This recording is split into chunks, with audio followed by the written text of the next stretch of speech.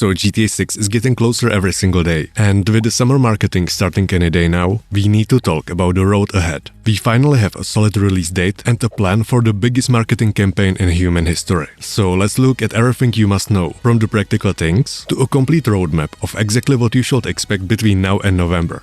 Rockstar is about to start their Summer Blitz, and it's going to be relentless. It's basically a massive marketing wave, where they stop being quiet and start hitting us with new content every few weeks. So Trailer 3 is coming, most likely now in May or June, and this one won't just be atmosphere and vibes. It's going to show the actual world in motion, probably new gameplay systems and new locations. Now, there have been a lot of rumors about specific dates, like May 12th or May 19th, and yeah, dropping it before the earnings call would make the most sense, so I will keep a close eye on these two. But honestly, it's Rockstar. It could drop on any Tuesday. But there's another really interesting date, May 26th. And here's why. May 26th was original release date for GTA 6 before it got pushed. That alone make it an interesting date. But what else happened? May 26th was the day of Bonnie Parker's funeral. And since Bonnie and Clyde are the main inspiration for our protagonists, Jason and Lucia, that adds a huge layer to the storytelling.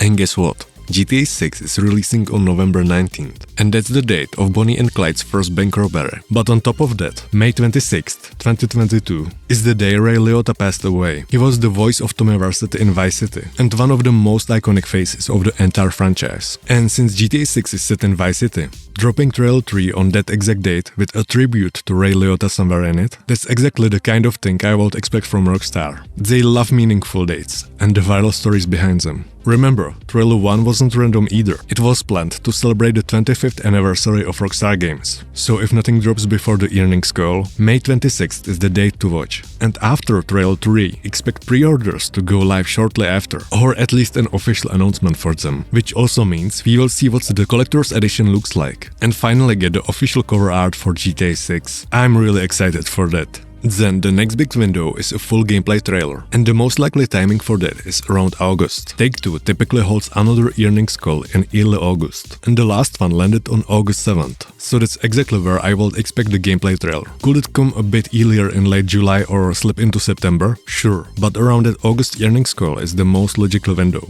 Then, as we get into October, the marketing goes full ballistic, and something most people aren't really talking about. There will almost certainly be a dedicated GTA Online trailer. Rockstar did the same thing with GTA 5, dropping the online trailer about a month before the game launched, so expect something similar around October. And then a final launch trailer in early November, probably 10 days or less before release. And the reportedly $300 million marketing budget kicks in around June. So you are going to see this game on buildings, stadiums, and practically every ad break on the internet and even TV spots. Somewhere in there, we can also expect other GTA 6 related things, like Sony announcing PlayStation bundles with GTA 6 and stuff like that. So escaping GTA 6 this summer is going to be absolutely impossible. Now, Strauss Zelnick, the CEO of Take-Two, recently gave an interview where he said inflation has driven up the cost of everything over the last decade, but game prices haven't moved. And that doesn't make sense to him. He said they are looking at pricing GTA 6 in a way that actually reflects what the product is. To me, that sounds like a price increase could be coming. And maybe it will for the special editions. But here's where the numbers get interesting.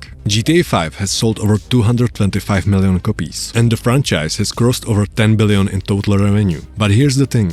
GTA Online alone has generated over 5 billion of that from shark cards, and it's still pulling in around 500 million every single year, more than a decade after launch. So think about what that actually means. The base game is just the door. The real money starts after people walk through it. Every player who buys GTA 6 is a potential GTA Online player after whatever time they get bored with the story. They want as many people inside that ecosystem as possible. That's the strategy that already made them billions. And it will be even crazier this time, given how much online gaming has evolved. That's why I still think the standard edition of GTA 6 will be around $70, maybe $80 at most. Now, how much space do you actually need to clear on your console? Rockstar has always been good at file compression.